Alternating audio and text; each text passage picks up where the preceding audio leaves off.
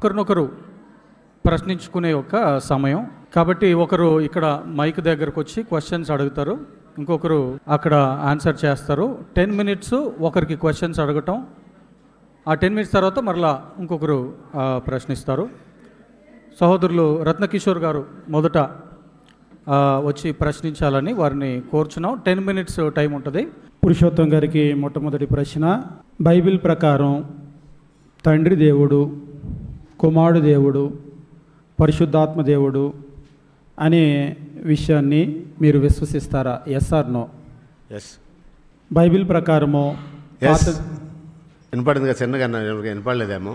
Right. Bible ప్రకారము పాత నిబంధన కావచ్చు, క్రొత్త నిబంధన కావచ్చు, ఒక్కడే దేవుడు అని చెప్పినటువంటి దాన్ని మీరు విశ్వసిస్తారా? 100%. తర్వాత ప్రశ్న, తండ్రి దేవుడు, కుమారుడు దేవుడు, పరిశుద్ధాత్మ దేవుడు, కానీ ఒకడే దేవుడు అవుతాడా, ముగ్గురు దేవుళ్ళు అవుతారా? ముగ్గురు దేవుళ్ళు. వచ్చినవి ఎక్కడన్నా చూపించగలుగుతారా? యోహాను సువార్త 1:1, 1-2 వచనాలు. ఒక్కడే దేవుడు అనేది తండ్రికి మాత్రమే వర్తించేది. 66 పుస్తకాలని నా ప్రసంగంలో చెప్పాను. Still I stand that word. ఒక్కడే దేవుడని 66 పుస్తకాల్లో మాట్లాడింది. యెహోవాను గురించి, తండ్రి అయిన దేవుని గురించి. యేసుక్రీస్తు, పరిశుద్ధాత్మ అందులో లేరు. వారు ఇండివిజువల్గా గాడ్ హ్యాడ్స్ కలిగిన, అంటే డివినిటీ కలిగినటువంటి వాళ్ళు, దైవత్వం కలిగిన వ్యక్తులు, దేవుడు అనబడటానికి సంపూర్ణమైన అర్హులు. అంతేగాని మనుషులకి యేసు దేవుడని, పరిశుద్ధాత్మ దేవుడని బైబిల్ ఎక్కడా లేదు. ఒక్కడే దేవుడు అనే స్టేట్మెంటు అన్ని జనులకు కానీ, ఇశ్రాయేలుకు కానీ, క్రైస్తవులకు కానీ యెహోవా తండ్రి అయిన దేవుడు మాత్రమే. ఇది నా అనుసరం. క్షమించాలి, ముగ్గురు దేవుళ్ళు అనేదానికి రిఫరెన్స్ చూపించమన్నాను నేను. యోహాను సువార్త 1:1-2 వచనాలు, ఆది యందు వాక్యమునను, వాక్యము దేవుని యొద్దను, వాక్యము దేవుడైనను, ఆయన ఆది యందు దేవుని యొద్దను. దేవుని యొద్ద దేవుడు ఉన్నాడు. ఎంతమంది? ఆన్సర్ అదే. ముగ్గురు దేవుళ్ళు అనేదానికి బైబిల్లో వచనం చూపించండి. ముగ్గురు దేవుళ్ళు అంటే నేను కూడా నువ్వు అనుకున్న రూపంలో, మీరు అనుకున్న రూపంలో ఆన్సర్ ఉండదు. ఆదికాండం 1:2 దేవుని ఆత్మ అగాధ జలముపై అల్లాడుచుండెను. ఆదిలేని నిత్యత్వంలో తండ్రి అయిన దేవుడు ఉన్నాడు, దేవుని ఆత్మ ఉన్నాడు, యేసుప్రభు ఉన్నాడు. ముగ్గురున్నారు అక్కడ. ముగ్గురు ఇండివిజువల్గా దైవత్వం కలిగిన వ్యక్తులే. ముగ్గురున్నారని మీరు నమ్మితే ముగ్గురు ఏమై ఉన్నారు? దేవుడై ఉన్నారా కాదని చెప్పండి, ఆన్సర్ వచ్చేస్తుంది. సరే, ముగ్గురు దేవుళ్ళు ఎస్ ఆర్ నో? ఎస్. నేను డైరెక్ట్ చెప్తున్నాను, పబ్లిక్గా చెప్తున్నాను. ముగ్గురు దైవాలు ఉన్నారు, ముగ్గురులో మనకు మాత్రం ఒక్కడే దేవుడు. డైరెక్ట్ చెప్తున్నాను. ఇంతకంటే ఓపెన్గా ఏం చెప్పాలి? ఆదిలేని నిత్యత్వంలో ముగ్గురు ఉన్నారు. ముగ్గురు వ్యక్తిగతంగా దేవుడే. తండ్రి దేవుడే, కుమారుడు దేవుడే, పరిశుద్ధాత్మ దేవుడే. ముగ్గురు ఉన్నారు. ఒక్కొక్కరు దేవుడు అని మీరు నమ్మితే అప్పుడు ఎంతమంది? ముగ్గురు కదా. దానికి ఇంకే ఆన్సర్ ఏంటి? తర్వాత ప్రశ్న, యేసుక్రీస్తు దేవుడు అని మీరు నమ్ముతున్నాను అని అన్నారు. యేసుక్రీస్తు దేవుడు అయితే ఆయన ఆరాధనకు పాత్రుడా కాదా? యేసుక్రీస్తు తండ్రి అయిన దేవునితో సమానుడు. యేసుక్రీస్తుకి దేవునికి ఎన్ని అర్హతలు ఉన్నాయి? అన్ని అర్హతలు ఉన్నాయి. కానీ ఆయనే తన్ను తాను తగ్గించుకోవటం వల్ల ఆరాధన కోరింది తండ్రి, కాబట్టి ఆయన ఆరాధించమని చెప్పాడు. అది నా తర్వాత ప్రశ్న అండి. సారీ, మనము ఆరాధించాలా వద్దా తర్వాత ప్రశ్న. యేసుక్రీస్తు అన్ని విషయాల్లో దేవునితో సమానుడని నేను ఆల్రెడీ ప్రసంగంలో చెప్పాను. మళ్ళీ అడుగుతున్నారు అదే ప్రశ్న. నేను అడిగిన ప్రశ్న ఏంటంటే, యేసుకు ఆరాధించబడే అర్హత ఉందా లేదా? నా ప్రసంగంలో చెప్పాను, మీరు ఒకసారి రీక్యాప్ చేసుకోండి. చెప్పండి. అన్ని రకాల అర్హతలు ఆయనకు ఉన్నాయి, కానీ ఆయన కోరలేదు అనేది నా ప్రసంగంలో చెప్పాను. అన్ని రకాల అర్హతలు ఉన్నాయి. ఎస్ అంటారా, నో అంటారా? ఎస్ అని చెప్పాను కదా. ఎస్. ఓకే, యేసుక్రీస్తు ఆరాధించబడే అర్హత ఉంది 100%. ఎస్, 100%. 1% కూడా తక్కువ లేదు. అందులో డౌట్ ఏమైనా ఉందా మీకు? 100. ఓకే, సూపర్, చప్పట్లు. కానీ ఆరాధించబడే దైవం ఆయన కాదు. చప్పట్లు కొట్టిన వాళ్ళకి ఇది అర్థం కావాలి. అది మీ అమాయకత్వం. మీరు చప్పట్లు కొట్టారంటే అలాగా పిచ్చిగా కొట్టకండి. క్రైస్తవుల ఆరాధ్య దైవం యేసుక్రీస్తు కాదు, యెహోవా. అది నా స్టాండు. అది మీకు అర్థం కాకుండా చప్పట్లు కొడితే విషయం అర్థం కాకుండా ఆఫ్ మైండ్తో కొట్టినట్టు అవుద్ది. అది ఓకే. Next question. ఓకే, ఉదయం నుంచి మీ ప్రసంగం మేము వినదాన్ని బట్టి అర్థం చేసుకుంది ఏమిటంటే, తండ్రి ఆరాధించబడే దేవుడు, అర్హత ఉంది, కానీ యేసుక్రీస్తుకి అన్ని అర్హతలు ఉన్నా మనం ఆరాధించకూడదు. అవునా కాదా? దైవంగా ఆరాధించకూడదు, రాజుగా ముద్దు పెట్టడం అది వేరు. నా ప్రసంగం స్టాండర్డ్ అది. నమస్కరించడు, రాజుగా నమస్కరించాడు, రాజుగా ముద్దు పెట్టాడు, రాజుగా పూజించడు, అవన్నీ సపరేట్. అది దైవంగా ఆరాధించబడేది ఒకే ఒక్క దేవుడు, ఆయనే తండ్రి. పితల కాలంలోనైనా, ధర్మశాస్త్ర కాలంలో, నేడు క్రైస్తవ కాలంలో యేసుక్రీస్తు కాదు. యేసుక్రీస్తుకు పాట పాడవచ్చా? పాడవచ్చు. డౌట్ ఏమన్నా ఉందా? అందులో అసలు 10% కూడా డౌట్ లేదు. కొలసి 3:16 నేనే కోట్ చేశాను. క్రీస్తుని గూర్చి మీ హృదయంలో గానం చేయడి అన్నాడు. తర్వాత క్లియర్గా వాక్యం ఉన్న తర్వాత ఎందుకు కాదంటాను? నేనే చెప్పింది నేనట్టు కాదంటాను. యేసుక్రీస్తు మనం పాట పాడకూడదు, అసలు ఆయనకి ఆరాధనకి పాత్రుడే కాదు, అర్హతే లేదు అనే వాళ్ళకి మీరు ఇచ్చే సందేశం ఏంటి? వాళ్ళకి బైబిల్ సరిగ్గా అర్థం కాలేదని చెప్తా. ఆయన అర్హతల గురించి మాట్లాడే అంత స్థాయి వాళ్ళకి లేదు అని చెప్తా. అసలు ఆయన అర్హతల గురించి భూమి మీద ఎవడు నరమాత్రుడు మాట్లాడకూడదు అని చెప్తా. యేసుక్రీస్తు ఆయన యొక్క అర్హత అర్థం కాక ఆయన ఆరాధనకి పాత్రుడు కాదు అంటే అది దేవదూషణ అవుతుందా కాదా? ఆయన అర్హతని కించపరిస్తే దేవదూషణ అనే దానికి, ఆయన అర్హతల గురించి మాట్లాడేదానికి అసలు సంబంధం లేదు. బిబిలికల్గా దానికి ఏ బేస్ లేదు. దాని గురించి అయితే నేనేం మాట్లాడను. దేవుణ్ణి దూషిస్తే దేవదూషణ అంటారు, అవునా కాదా? దేవుడిని దూషిస్తే దేవదూషణే. యేసుక్రీస్తు దేవుడు అన్నప్పుడు ఆయన దూషిస్తే దేవదూషణ అవుతుందా కాదా? అది దూషణ అని మీరు అనుకుంటున్నారు, వాళ్ళు అనుకోవాలిగా. తండ్రి అయిన దేవుడిని దూషిస్తేనే దేవదూషణ. యేసును గాని పరిశుద్ధాత్మను గాని ఆయన దేవుడు కాదంటే దేవదూషణ అండి. ఆయన ఆరాధించబడే దేవుడు కాదంటే దేవదూషణ అని మీరు అంటున్నారు, బైబిల్ చెప్పట్లా. మళ్ళీ ఒకసారి నా ప్రశ్న అడగనివ్వండి. తండ్రిని దూషిస్తే దేవదూషణ అవుతుంది అన్నప్పుడు తండ్రిని కుమారుడిని దూషించిన, పరిశుద్ధాత్మను దూషించిన దేవదూషణ అవ్వదా? దూషిస్తే ఎవరైనా దూషణ అవుద్దండి. ఆ దూషణ అంటే ఏంటో క్లారిటీ ఉండాలి కదా అంటున్నా. తండ్రిని దూషించడం ఏంటి, కుమారుని దూషించడం ఏంటి, పరిశుద్ధాత్మను దూషించడం ఏంటి చెప్పండి. ఏ రకమైన దూషణ అయినా అంటే ఏ రకమైన దూషణ దూషణే. ఉదాహరణకి ఇందాక మీరు చెప్పినట్లుగా ఏ రకమైన దూషణ అయితే దూషణాన్ని కన్ఫర్మ్ అయితే దూషణ అది, ఇంకా దాంట్లో ప్రశ్నే ఉంది. ఉదాహరణకి ఇందాక చెప్పినట్లుగా ఆయనకు ఉన్న అర్హతలు లేదు అంటే, క్రీస్తుకు ఉన్న అర్హతల్ని లేదు అని ఎవరైనా అంటే అది దూషణ అవుతుంది కదా. అసలు ఆయన పనికిరాడు పో, లేకపోతే ఆయనకు అర్హత లేదు పో, మేము చెయ్యం పో అని అంటే అది అసలు దూషణ కాదు అసలు అది. ఓకే, యేసును ఆయన గురించి ఆయన అర్హత ఉన్నది. నేను చెప్పేదానండి. ఏలి అని కొందరు అన్నారు, ఇర్మియా అని కొందరు అన్నారు, బాప్తిస్మిచ్చే యోహాను కొందరు అన్నారు, యోహాన్ మళ్ళీ పుట్టాడని కొందరు నమ్మారు. అది దేవదూషణలు ఎందుకు అవుతాయి? అవగాహన లోపం అది. తర్వాత దేవుడు మోషేని ఫారోకు దేవునిగా నియమించాడు. తర్వాత పాత నిబంధన గ్రంథంలో న్యాయాధిపతులను కూడా దేవుడు అనే విధంగా మాట్లాడుతూ ఉన్నాడు.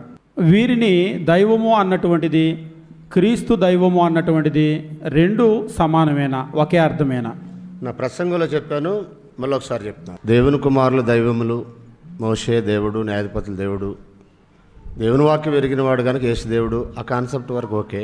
ఈ అన్నిటితో సంబంధం లేకుండా ఆయన సనుకుతానుగా దేవుడై ఉన్నాడు. ఈ ముగ్గురు న్యాయాధిపతులు కానీ, మోషే కానీ, దేవుని వాక్యం వచ్చిన దేవుని కుమారులు దైవాలు అనేది కానీ, ఆ సిచ్యువేషన్ బట్టి అక్కడ దేవుని తత్వాన్ని గురించి మాట్లాడారు తప్ప వాళ్ళు తనకు తాముగా ఉన్న దేవుళ్ళు కాదు, ఈయన ఆళ్ళ లాంటి వాడు కాదు అనేది నేను చెప్పాను. మీకు అర్థమైందా? అది యేసు తనంతట తానుగా ఉన్న దేవుడు. యోహాను సువార్త 1:1-3 ప్రకారం యేసు సృష్టికర్త అయిన దేవుడు. ఒప్పుకుంటారా ఒప్పుకోరా? సృష్టికర్త అయిన దేవుడు అని ఒప్పుకోను, కానీ సృష్టి యావత్తు నిర్మించడానికి దేవుడు వాడుకున్న సాధనం అని ఒప్పుకుంటాను. సమస్తము ఆయన మూలంగా కలిగెను, ఆయన ద్వారా కలిగెను, ఆయన మూలంగా ఆయన ద్వారా కలిగెను, కలగజేసిన వాడు దేవుడు.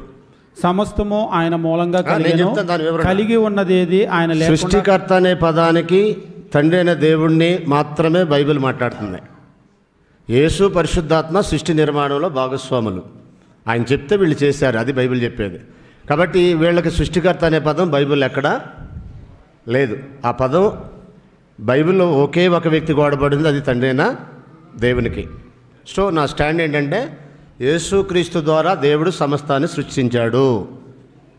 సృష్టించిన వాడు దేవుడు. ఎవరు మాట్లాడకండి, మేమిద్దరే మాట్లాడాలి. నేను అడగాలి, ఆయన చెప్పాలి. ఆయన అడిగాడు, ఇప్పుడు దాకా నేను చెప్పాను, ఇప్పుడు నేను అడుగుతాను, ఆయన చెప్తాడు. ఓకే. నా ప్రశ్న ఏంటంటే యూదులు యేసుకు మొక్కిన సందర్భాలన్నీ రాజు అని కాన్సెప్ట్.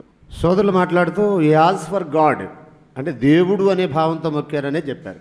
సువార్త రచనల్లో యేసు దేవుడు అనే భావంతో మొక్కిన సందర్భాలు ఒక్క వచనం చూపించండి నాకు. నేను ఉదయం చూపించిన వచనాలన్నీ మరలా చెప్తున్నాను. మత్తయి సువార్త 2వ అధ్యాయం మొదలుకొని మత్తయి సువార్త 28వ అధ్యాయం వరకు, యోహాను సువార్త, లేదా ఫిలిప్పీలకు రాసిన పత్రిక, ఇంకా పొద్దున సమయం చాలేదని ప్రకటన గ్రంథము, ఇదంతా ఒక్క ప్రశ్నతోనే 10 నిమిషాలు పోగొట్టాలని చూస్తున్నారు మీరు. ఆ వచనాలన్నీ కూడా నేను చూపించాను. యూదుల యొద్దకు వెళ్ళి యేసు దేవుడు అంటే ఏంటో తెలుస్తుంది, మన భాషలో అడగకూడదు దేవుడు కుమారుడు అంటే, యూదుల యొద్దకు వెళితే తెలుస్తుంది అని అన్నారు. అది ఎలాగో కాస్త యూదుల యొద్దకు వెళ్ళి యూదులు దేవుని కుమారుడు అని వాళ్ళ యొక్క భావన ఏంటి, అసలు వాళ్ళ యూదుల యొక్క భావన ఫైనలా, దేవుని కుమారుడు అంటే దేవుడు చెప్పింది, యేసుప్రభు చెప్పింది, అపోస్తులు చెప్పింది ఫైనలా? అది నా ప్రశ్న. మీ ప్రసంగంలో మీరు అన్నారు యూదుల దగ్గరికి వెళ్తే దేవుని కుమారుడు అంటే ఏంటో తెలుస్తుంది అన్నారు. యూదులు ఏమన్నారో చెప్పండి. అది అసలు యేసు చెప్పిన దానికి, దేవుడు చెప్పిన దానికి, అపోస్తులు చెప్పిన దానికి సరిపోతుందో లేదో ప్రజలు నిర్ణయించుకుంటారు. బైబిల్లో గమనించినప్పుడు దేవుని కుమారుడు అనేటువంటి పదము దేవదూతలు కూడా ఉపయోగించారు. యోబు గ్రంథం 1వ అధ్యాయం 6వ వచనం, 38వ అధ్యాయం 7వ వచనం. తర్వాత ఇజ్రాయేలు ప్రజలను కూడా దేవుడు తన ప్రజలు అని చెప్పేసి అన్నాడు, దేవుని ప్రజలు అని చెప్పేసి అన్నాడు. ఒకవేళ సంఖ్యాకాండం 4వ అధ్యాయం 22వ వచనం, ఇంకా అనేక వచనాల్లో ఉన్నాయి. అదే రీతిగా మనం గమనించినప్పుడు దేవుని కుమారుడు అనేటువంటి మాట కీర్తనల గ్రంథం 2వ అధ్యాయం 7వ వచనంలో కూడా ఉపయోగించాడు. అది క్రీస్తుని గురించి ఉపయోగించాడు దేవుని కుమారుడు అంటే. ఇక దేవుని కుమారుడు అనేటువంటిది ఒక విస్తృతమైనటువంటి, అంటే దేవదూతలకు ఉపయోగించాడు, ఇజ్రాయేల్కు ఉపయోగించాడు, కొన్ని సందర్భాల్లో రాజులకు ఉపయోగించాడు, క్రీస్తు కూడా ఉపయోగించాడు. అయితే క్రీస్తుకు ఉపయోగించినటువంటిది నేను దేవుని కుమారుడిని అని చెప్పుకున్నది దేవదూతల్లాగా కాదు, ఇజ్రాయేలీలాగా కాదు, రాజుల్లాగా కాదు. అది ఒక ప్రత్యేకమైన అర్థం. ఏ అర్థం అంటే యోహాను సువార్త 10వ అధ్యాయము మనం గమనించేటప్పుడు క్రీస్తు ప్రభు అక్కడ మాట్లాడుతూ ఒక విషయాన్ని తెలియజేసి 10వ అధ్యాయం 30వ వచనము, నేనును తండ్రియును ఏకమై ఉన్నామని వారితో చెప్పినాం. పాత నిబంధనలో ఏ మనుష్యుడు కూడా దేవుణ్ణి తండ్రి అని పిలిచే ధైర్యము ఎవరికి లేదు. క్రొత్త నిబంధనలో క్రైస్తవులు మాత్రమే పరలోకమందున్న మా తండ్రి అని దేవుడిని తండ్రిగా పిలుస్తారు, కానీ ఏ వ్యక్తికి తండ్రి అని పిలిచే ధైర్యం లేదు లేదు లేదు ఎక్కడా కూడా. మొట్టమొదటిసారి అటువంటి సంబోధన యేసు చేసినప్పుడు వాళ్ళకి చాలా ఆశ్చర్యం వేసింది. ఇక్కడ అదే చెప్తున్నాడు, నేను తండ్రి ఏకమై ఉన్నామని వారితో చెప్పాను. ఆ మాట విని వాళ్ళు ఏమన్నారంటే యూదులు ఆయన్ని కొట్టాలని 10వ అధ్యాయం 31వ వచనం. మీరు 30లో ఒక మాట జ్ఞాపకం చేసుకోండి. యేసు నేను తండ్రి అని అన్నాడు, అంటే చెప్పకుండానే నేను కుమారుడిని అని చెప్పాడు, అంతే కదా. ఆయన తండ్రి, నేను కుమారుడు అని ఆయన చెప్పాడు. చెప్పినప్పుడు 31వ వచనం, యూదులు ఆయన్ని కొట్టవల్లని మరలా రాళ్ళు చేత పట్టుకొనగా, కొట్టేయాలని అంటే తప్పు చేస్తే కొట్టేస్తారు యూదుల్లో, అది కూడా మరణదండన అనమాట. అంతేగాని చిన్న వాటికి రాళ్ళతో కొట్టి చంపరు. రాళ్ళు పట్టుకున్నప్పుడు ఆయన అన్నాడు, యేసు తండ్రి యొద్ద నుంచి 32వ వచనం, అనేకమైన మంచి క్రియలు మీకు చూపానో వాటిలో ఏ క్రియ నిమిత్తం నన్ను రాళ్ళతో కొట్టుదురు అని వారిని అడిగాడు. చాలా క్రియలు చూపిస్తే ఏ క్రియను బట్టి రాళ్ళతో నన్ను కొడతారో అని అడిగితే బాగా గమనించండి 33వ వచనమో, అందుకు యూదులు నీవు మనుష్యుడవై ఉండి దేవుడనని చెప్పుకొనుచున్నావు గనుక దేవదూషణ చేసినందుకే నిన్ను రాళ్ళతో కొట్టుదుమో. నువ్వు మరలా చదువుతున్నాను, మనుష్యుడవై ఉండి దేవుడని చెప్పుకున్నావు. చెప్పాడు పైన దేవుడని, ఆయన తండ్రి అని చెప్పాడు, ఈయన కుమారుడు అని చెప్పాడు. అంటే దేవుని కుమారుడు అంటే అర్థం ఏంటి? వాళ్ళకి బాగానే అర్థమైంది. ఒకవేళ వాళ్ళు అలా పొరపడితే సారీ మీరు పొరపడ్డారు, నా అర్థం అది కాదు అని యేసు చెప్పుండేవాడు. ఆయన కరెక్ట్గానే చెప్పాడు, వాళ్ళకి కరెక్ట్గానే అర్థమైంది. దేవుని కుమారుడు అంటే దేవుడు అని యూదుల అర్థం.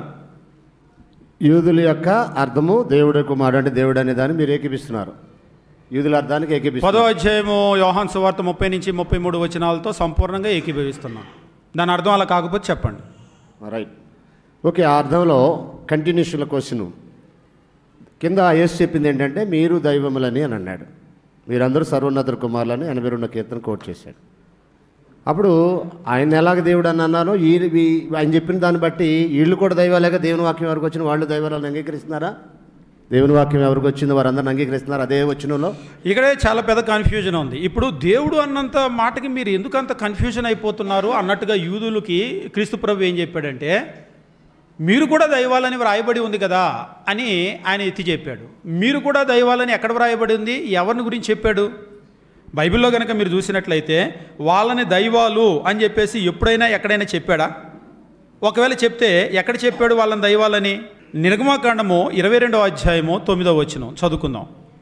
నిర్గమాకాండము 22వ అధ్యాయము 9వ వచనంలో దేవుని వాక్యము ధర్మశాస్త్రంలో ఈ రీతిగా తెలియజేస్తూ ఉంటాడు. 22వ అధ్యాయం 9వ వచనం నేను చదువుతున్నాను.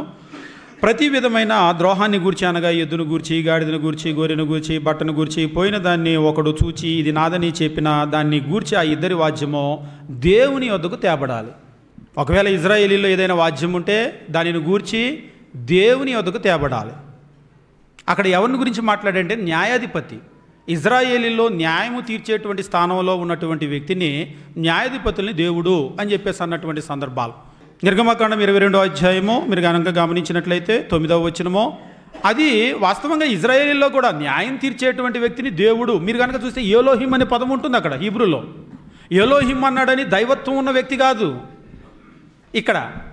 అంటే ఇజ్రాయేలీలో ఎవరినైతే న్యాయం తీర్చేటువంటి స్థితిలో ఉన్నారో దేవుడు అని అన్నాడు. మోషేను కూడా ఫారోకు దేవుడిగా నియమించని అన్నాడు. కానీ వీళ్ళెవరు సృష్టికర్త అయిన దేవుడు కాదు, కానీ యేసు సృష్టిని సృష్టించినటువంటి దేవుడు. అంతేగాని దేవుడు అనే పదం ఉపయోగించిన వాళ్ళందరూ యేసుతో సమానం కాదు. ఇక్కడే పొరపాటు పడుతున్నారు. మోషేని దేవుడిగా నియమించాడు, ఆయన దేవుడే, మీరు దైవాలన్నారు, వాళ్ళు దేవుడే అని. అంటే యేసులాగా కాదు. మోషే సృష్టిని చేయలేదు, ఏ న్యాయాధిపతి సృష్టిని చేయలేదు, కానీ యేసు సృష్టిని చేసిన సృష్టికర్త. నా 10 నిమిషాలు అయిపోలేదా? ఒక్క నిమిషం పర్లేదుగా? పర్లేదైతే నేను అరగంట వరకైనా చెప్తాను. ఓకే, నాకేం అభ్యంతరం. సార్ మీరు కూర్చొని, పర్లేదు, వదిలేసేయండి. అంటే వాస్తవంగా నేను వచ్చినవే చెప్తే పురుషోత్తం గారు దాన్ని వివరించమన్నారు, అందుకనే వివరించాను, కానీ లేకపోతే వివరించేవాడిని కాదు. ఎందుకంటే 10 నిమిషాల్లో ముగించాలని నేను. రైట్, నేను అడిగింది మోషే దేవుడు లాంటి వాడా కాదా అని నేను అడగలేదు. యోహాను సువార్త 10వ అధ్యాయం మీరు కోట్ చేసిన దాంట్లో మనుషుడు పోయింది దేవుడు అని చెప్పుకున్నందుకు దేవత మేము రాళ్ళతో కొడతాం అన్నప్పుడు మీరు కూడా దైవాలని అంటే ఆయన ఎలా దేవుడో మీరు కూడా అలా దైవాలని వేసి చెప్పాడు అక్కడ. నన్ను అడిగే ప్రశ్న ఉందో వాళ్ళకైనా బాధ చేస్తున్నారు. అదే దాన్ని అక్కడ దాన్ని చెప్పలే మీరు. దాన్ని చెప్పుకోకుండా మోషే లాంటి వాడు కాదు. నేను దేని చెప్పానో వాళ్ళు విన్నారు. ఆ తర్వాత ప్రశ్న సరే, నెక్స్ట్ క్వశ్చన్ అదే కంటిన్యూషన్లో న్యాయం తెచ్చే న్యాయాధిపతులు దేవుళ్ళు అన్నప్పుడు అపోస్తులు కూడా మత్తయి సువార్త 19వ అధ్యాయ ప్రకారం 28వ వచనం నుండి ప్రపంచ పునరుజ్జానం మందు మహిమగల సింహాసనం మీద ఆసీనులై ఉండినట్లు మీరు 12 సింహాసనం కూర్చొని ఇశ్రాయేలు 12 గోత్రాలు తీర్పు తీర్చుదురు అన్నాడు. అపోస్తులలో కూడా దేవుళ్ళు లేనప్పుడు తీర్పు తెచ్చే వాళ్ళందరూ, న్యాయం తెచ్చే వాళ్ళందరూ దేవుళ్ళ, న్యాయాధిపతుల గ్రంథంలో వాళ్ళు దేవుళ్ళు అయినప్పుడు నిర్గమకాండము 22వ అధ్యాయము 9వ వచనం ప్రకారము పదప్రయోగం ఏంటి, ఎవరికి ఉపయోగించారని చెప్పాను. యోహాను సువార్త 10వ అధ్యాయము 30 నుంచి 33 వచనాలు పదప్రయోగము ఎవరికి ఉపయోగించారని చెప్పాను.